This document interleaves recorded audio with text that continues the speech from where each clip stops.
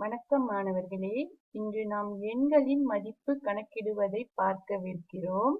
எண்களின் மதிப்பை வெவ்வேறான பொருட்களைக் கொண்டு எப்படி கணக்கிடுவது என்பதை பார்ப்போம். முதலில் அடித்தளக்கட்டை. இதுதான் அடித்தளக்கட்டை. அடித்தளக்கட்டை அதன் இடமதிப்பிற்கு ஏற்றவாறு இருக்கும். 1 ஒரு கனசதுரம், 10 கனசதுரங்கள் சேர்ந்து இப்படி நீளமாக இருக்கும். அடுத்து 100 அடித்தளக்கட்டை 100 கனசதுரங்களை கொண்டது. சரியா? இதுதான் அடித்தளக்கட்டை. இதை கொண்டு எப்படி எண்களின் மதிப்பை கணக்கிடுவது என்பதை பார்ப்போம். இதன் மதிப்பு 100, இது 10, இது 1. இங்கே எத்தனை ஒன்றுகள் உள்ளன? 4 ஒன்றுகள்.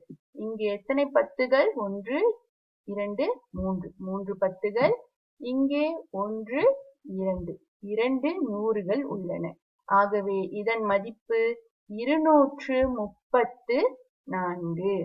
அடுத்து எத்தனை ஒன்றுகள் உள்ளன?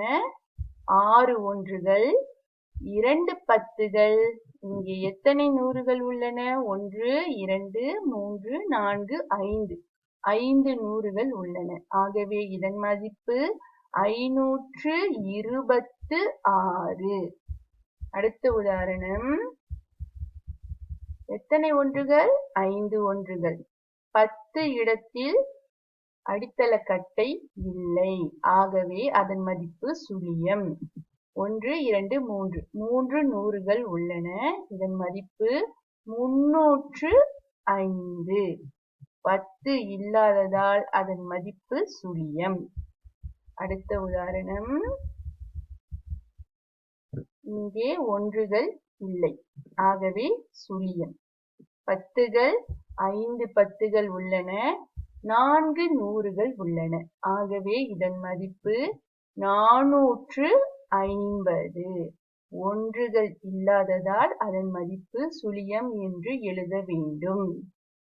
அடுத்து அடித்தளக்கட்டையை தவிர்த்து வேற என்ன பொருள்களை பயன்படுத்தலாம்? பொருள் குவியல். பொருள் குவியலும் 1, 10, 100 என்று இடமதிப்பிற்கேற்ப இருக்கும்.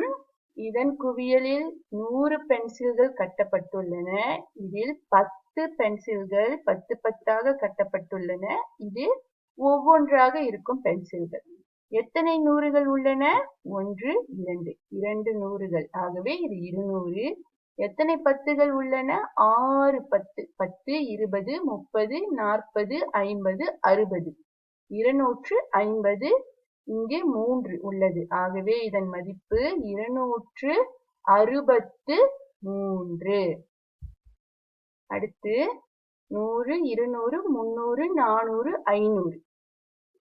10 கட்டுகள் இங்கே இல்லை. ஆகவே 10இன் மதிப்பு சுழியம். 9 ஒன்றுகள் உள்ளன. இதன் மதிப்பு 509. அடுத்து மணிச்சட்டம்.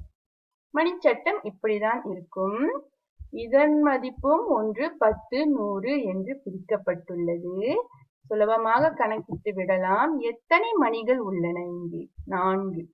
இங்கே 6 மணிகள். இங்கே 3 மணிகள். ஆகவே இதன் மதிப்பு 364. அடுத்த உதாரணம். ஒன்றில் 3 ஒன்றுகள் உள்ளன. 10 இடத்தில் மணிகள் இல்லை.